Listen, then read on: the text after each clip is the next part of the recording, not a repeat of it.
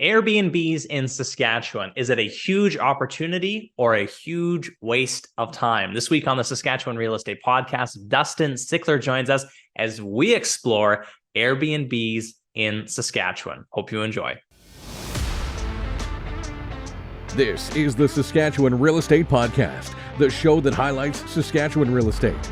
Looking to buy your first house, your next investment property? Subscribe to never miss an episode. Here's your host, Ron Caroni.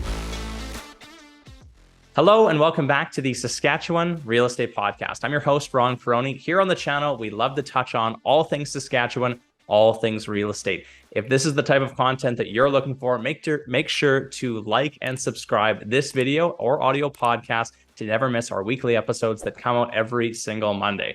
I've been wanting to touch on Airbnbs here on the podcast for a long time. It was just a matter of finding the right guest to do so. And really happy to have Dustin Sickler with us here today to expand upon Saskatchewan Airbnb. So first off, Dustin, welcome to the podcast. Thanks for having me. I appreciate it. Give us a brief introduction of yourself, Dustin. I know you are a realtor, but also give us a little a view of what your Airbnb portfolio and any interesting facts about you that you'd like to share. Perfect. Yeah. So like you said, I am a realtor in Saskatoon here. I've been in real estate for 7 years. In those 7 years, Airbnb has piqued my interest a lot. So in 2019, I started getting serious about it. So before I kind of dive into that, I just wanted to say that if you can't afford to buy a rental property off the bat, you can still get into Airbnb. And that's kind of how I got into it in 2019. So there's about 3.5 ways, I call it 3.5 ways you can get into Airbnb. And there's your traditional way, which is, if you have a house and you rent out a bedroom or a basement, you can go that route, or you can buy a property with the intent to short-term or long-term rent it. And then there's the management side that we started that too, where we have clients that have that property, but they just want to have nothing to do with it. It's too much work, or they don't want to deal with the tenants, they don't want to deal with the cleaning. So we have a management division too. And then there's the rental arbitrage, and that's where I got started in 2019. And it is a pretty unique way of getting started. So what that looks like is you approach a landlord. And you tell them that you want to rent their property for the intent of short-term renting it.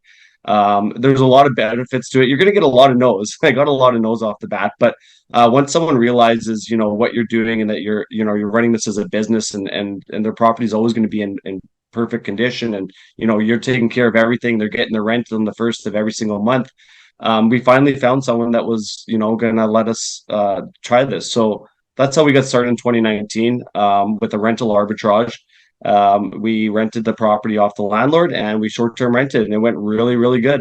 And then the next part of that rental arbitrage is you can approach a developer that has, say, rental suites, which we have done, and we got investors on with them to actually invest in the project. So they would put the money up for all the furniture and the staging and stuff like that, and the work to design it, and then we would run the project and split profits with them. So when you started all that, Dustin, was there a thought of, I'm going to grow this into this, big Airbnb business, or was it, hey, Airbnb is kind of cool, let's try this out? Yeah, the great question. When I started, it was, let's just throw one up there and see what happens. Like I said, it was 2019, so we all know what happened right after that. Which was quite a scare. So we were running really, really well for about a year, and then COVID hit, and we just saw all our bookings canceled. Tens of thousands of dollars we were losing, and we were getting a little bit scared. But the thing that kept us afloat there was that we were getting doctors and nurses from the States that couldn't go back. So we were finding ways to rent to them for months on end, 6 months to a year, till they could go back, and we only had the one property, so it wasn't too bad. But yeah, it only started out as just a hobby, and I quickly realized that Airbnb is not a hobby, it's a job. And you have to treat it that way. Like all real estate, it kind of turns out I'm going to make all this passive income here. And then you find out, Yeah. no, I'm really learning how to become a business owner whenever I enter in something like this. So you're kind of answering my next question here, Dustin, but are Airbnbs worth it in Saskatchewan? I would say Airbnbs are still worth it in Saskatchewan. Now that's a tough one to unpack because Saskatchewan as a whole, there's towns where there's 100 people. I don't know if it's going to be worth it there, but if you can find a niche spot, lakes are making a huge presence with Airbnbs now. They're definitely worth it. But the thing I always tell people is it's a job. It's not a hobby unless you're going to just run like one out of your basement, or you got the cabin there that you can do. But there's a lot of competition now, right? So if you want to stand out, if you want to have consistent bookings, you have to make sure that your property is getting 5-star reviews, and that it's very clean and you have good cleaners and stuff like that. So there's more to it than just throwing some furniture in a property now and renting it out. You have to, treat it like a business. So why Airbnb and not just do a traditional rental? Like you can get someone in there long term, you can find a good tenant, and you're not having this constant turnover, Dustin. What's the appeal for someone to even explore this concept? Well, I guess the first thing would probably be that the potential to make more money is there, right? So the I guess 2019 we were making pretty good money, and now like the competition is pretty high, right? I think there was around 300 Airbnbs in 2019, and we're over 600 now. Oh, wow. So the competition's got pretty stiff, but the thing I always tell my clients that are contemplating long-term rentals or short-term, I said, give the short-term rental a try. And the worst that can happen is if it doesn't work out, now you have a nicely furnished suite that you can rent out long-term. So, and you'll probably get more money for it, right? A furnished rental long-term than an unfurnished rental. So, another positive I would say is that, your guests are only there for sometimes 2 nights, 3 nights a week. Where if you have that troubled long-term tenant, sometimes it's tough to get out. Where in a short-term strategy, if that guest is not the best guest, you can have them out in a couple of days and then turn it around. Can you give us a time perspective of how much more involved an Airbnb is compared to a long-term rental, Dustin? Like if we're talking about like as a person who's going to be putting the money or managing these properties, is there a 10x time commitment, a 5x time commitment? What would you say on the time front on those two? Yeah, well, I guess it all depends on the length of stays too, right? So if you're getting, say, 3 2-night stays on a week, that's a lot of time, right? Because you're dealing with the check-ins, you're dealing with the checkouts, you're managing your cleaners, and you're managing any maintenance that needs to be done in them too. So there is quite a bit of work, to be honest with you. And I think that all comes back to when we started in 2019 and we thought, is this going to just be a hobby, or should we make something out of it? But to make something out of it and to get 3 or 4 units, you then start needing to get a team. You need a team in place. And it's tough getting a team in place when you only have 3 or 4 units because there's not enough money to pay everyone, like to get a full-time staff or part-time. And if you just get casual, then you're not finding the ones that are going to be there committed for you, right? Like cleaners. So we decided we were going to make a go of it. And we started this business in 2021, and that's when we started bringing on management clients. So clients that had a basement suite that they didn't want anything to do with it. We took over all operations. We told them that we would help them furnish it. We would put it up on our platform, and we would run all the day-to-day aspects. So long answer short, the work is quite a bit more, but it can be rewarding. Yeah, that is so interesting, Dustin, that you guys would did you find when you went to a higher number, it was easier to manage because it was easier to build out that team than having that smaller portfolio and trying to manage it yourself while managing those day jobs? Absolutely. Yeah. And that's exactly why we started that, because once you get your systems and your processes in places like automated messaging and stuff like that, it makes the day to day a lot easier. My wife actually, when she went off mat leave in 2020, instead of going back to her job, she just kind of took this over as her full time gig. Probably regretting it a lot of the times, but it is rewarding, all the nice messages we get for clients and guests, and we like to run a really good tight ship. So we get more positive out of it than negative. But if you have a poorly run company, it's not gonna be enjoyable. So that's, I think, the number one thing is to make sure that you have all your systems processes in place. You have your cleaners and your maintenance people, and your well-oiled machine.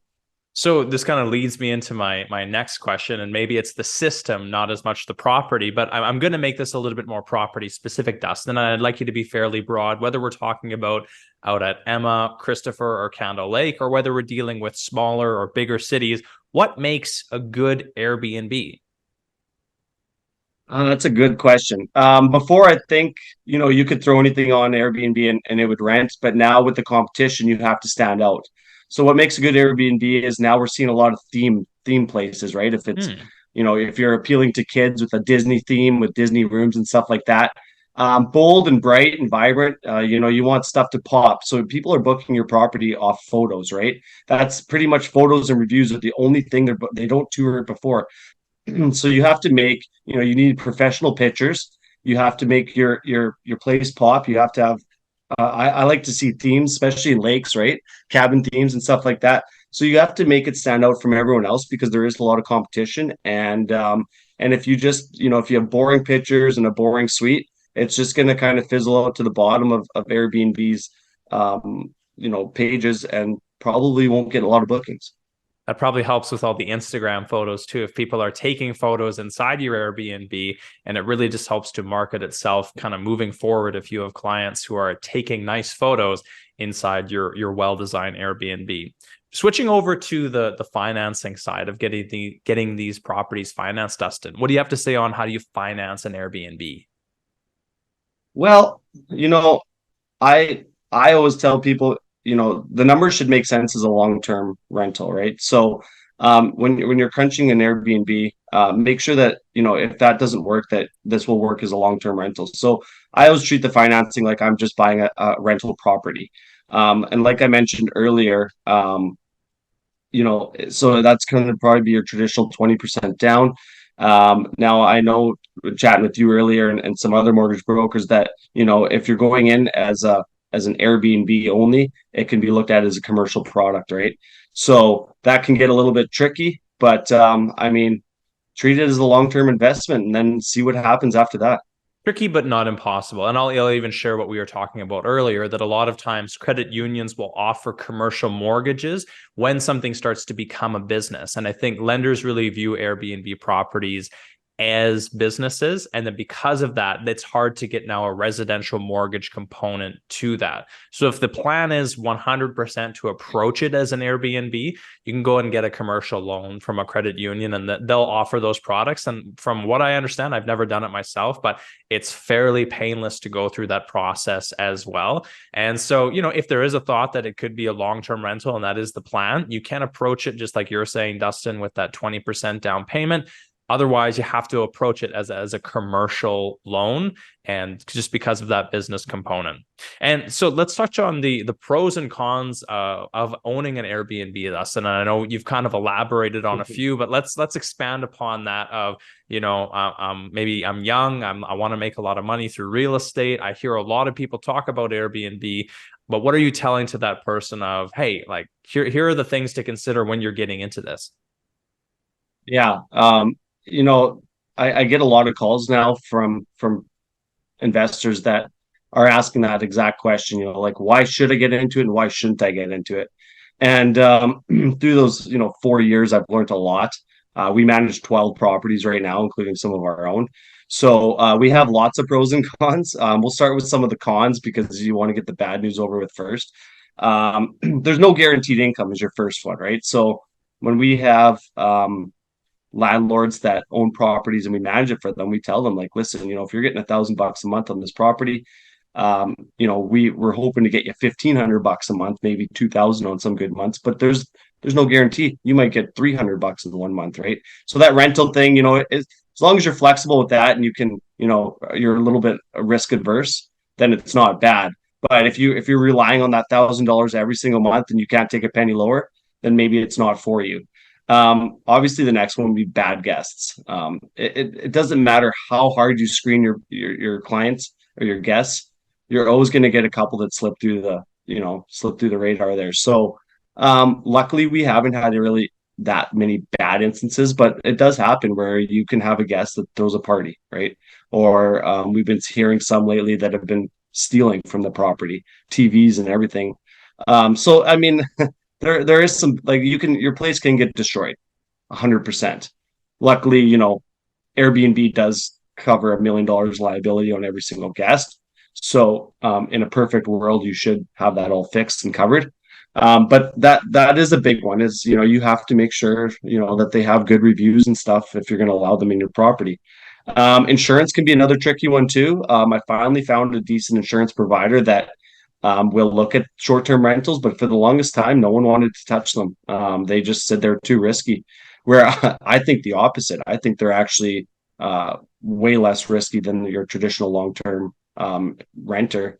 But yeah, insurance is a tricky one, and especially for the homeowner that has to pay a little bit more money for their insurance. They typically don't want to do that. So that's another con. And then the amount of work, like I keep saying, it's a business. So you have to be prepared to drop everything and run to that place at midnight if their guest is locked out, or be able to clean up after a party, or there's lots of variables that you can't control. So there is quite a bit more work, and that's why we decided to start the management company for that reason. The pros, though, I mean, obviously the flip side to the no guaranteed income, the potential is there.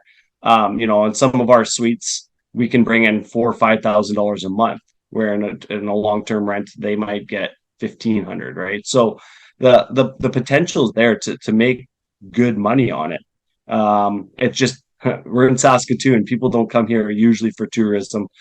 We get some, but mostly they're here because they have to be, either at the hospital visits, visiting family, a wedding, concert, whatever it is.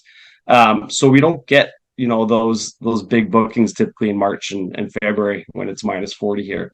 So I wonder why. That's such, like, what about -40 scares people away? Yeah.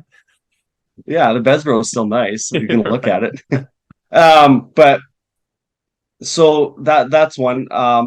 The properties are always in good condition because we typically have our maintenance guys and our staff there, cleaning staff, usually 2 to 3 times a week, right? So less wear and tear on the property too. We find that most guests, they're not cooking as much, right? So they're not using the stove, they're not using the dishwasher or the fridge as much. So the appliances, I find, stay in better condition for much longer because they're usually ordering out or they're going for supper, right? So you get to meet a lot of interesting people. We don't personally meet them at the door, but we're messaging them through their whole trip, checking in, making sure everything's fine. Some guests actually turn into clients. They want to buy real estate here, so it's another plus there. But yeah, I mean, I think the pros outweigh the cons, but you just have to be mindful that there's definitely going to be stuff that's going to go wrong. You have to be prepared whenever you're entering into something like this. And if you were blindsided by maybe a bad guest one time, and then you say, I'm giving up on this whole thing because of this bad experience, I think you do have to kind of take the pros and the cons. And maybe, would you say, is that a question that someone who's considering something like this, that you have to kind of do your own matrix of what type of investor are you and what type of clientele are you looking to serve? And then depending on that, this might give you a little bit of indication of whether you want to be involved in short-term rental, or maybe get involved with someone like yourself who can help them manage those tougher parts of it. Yeah, like one of the first questions I always ask them is like, if your place got destroyed by a party, would you be all right with that? Because it's true. I mean, you have to give them the worst of the worst right off the bat. If they're not, if they're worried about, any of that stuff. I mean, it happens in long-term rentals too, but I have to make sure that as a business that we're going to be able to compatible with our clients. We have to have the same goals. We have to have the same interests. And if we don't, then maybe we're not a fit for them, or maybe they're not a fit for short-term rentals. Because I'm sure you've stayed in a hotel before, and I'm sure you've heard, people down the hall partying and stuff like that. Well, that happens in Airbnbs too. And typically more often. We've just luckily had a really good system where we can really vet these people and hopefully get the better ones in. We have strict rules and policies, right? When they book, no parties, no guests. Well, they can have guests, but no functions, right? So little things like that. We have a platform, because we always talk Airbnb, but people forget there's other booking platforms like booking.com, VRBO. VRBO is actually becoming pretty popular in Saskatoon. I looked at some stats the other day that said 70% of um, 70% of people are on Airbnb and only like 6% are on VRBO. Where I wouldn't say we'd get half our bookings off VRBO, but maybe about 30%, 20%. So make sure, So, if you are a person who is doing short-term rentals, that you're also expanding your units across these different platforms then. Oh, 100%. I'd never like just to rely on Airbnb. There's a lot of stuff on there. I could do a whole show on Airbnb. There's a lot of stuff on there I do not like about them, but because they have such a big clientele, you need them, right? But you have to remember that if you can get on we have a platform where we can bring on every booking site possible, and it allows them, it sorts it out so that they never can double book, right? But get on all those platforms. I mean, don't limit yourself to one or two, and by all means, if you can, try to personally book them. We have a booking website where people can direct book right on our website there, and those are the best. We only give those out to clients though that we have trusted and they've stayed with us in the past, right? Going back to what sets yours out different from others. I forgot to mention that we name all our properties, so we'll get a guest that will message and say, "Hey, we stayed at the Juke Joint last year and we loved it. Can we stay there again?" And that's a great time where we can say, "Yeah, actually, we have this direct booking link. Book through here. We trust you." And so by getting that character and getting those names out there, people will remember them by that, and that's usually when they'll come back. And if you gave that positive experience, they have your phone number, then you're able to build that relationship with those clients. That's a great point, Dustin. All right. Coming up to the end of the interview here, Dustin, something you wish you'd have known about Airbnbs before you started doing this? Well, to be honest with you, and I typically not like this, but I did a lot of research before I started, and I actually had two mentors, or a coach and a mentor. So I was pretty much set up for majority of the stuff that I knew was going to happen. But a piece of advice for anyone wanting to start is that you got to treat this, like I keep saying, you got to treat it like a business, not a hobby. There's too much competition out there. So I guess two things. I wish I would have started earlier, because in 2015, I think there was maybe under 100 Airbnbs in Saskatoon, and you couldn't find one if you tried, right? So I wish I would have started a little bit earlier. And then I wish I would have turned it into a business quicker. Just because once you do that, the potential is really good there. But those first 2 years, I spent more time on Airbnbs than I did with my family, which that's not enjoyable when it's like that. So definitely get your systems and processes in place, and get ready to go right off the bat. Awesome. I think there's three ways we can take this, Dustin, but contact info for yourself. You are a realtor, Airbnb host, and I guess if anyone's looking to book your properties, how can they get in contact with you for any of those three things? Yeah, for sure. So they can give me a call on my cell phone. That's 306-290-6322. They can check out our website. Our company's called Home on the Road. So our website's www.homeontheroad.ca. So they can go check out our website, or send us an email at homeontheroad3, that's the number 3, at gmail.com. So I love talking about this stuff.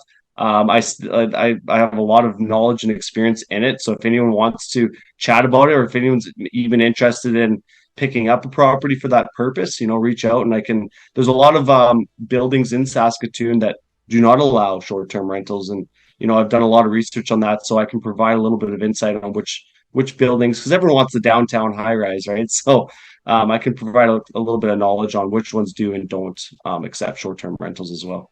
Awesome. Lots of value here, and I still have lots of questions, so we'll probably leave it for another episode, Dustin, but thank you so much for your time and expertise on this topic, and I think there was a lot of value here for someone who is looking to get into short-term rentals, so thanks very much for your time and expertise on this.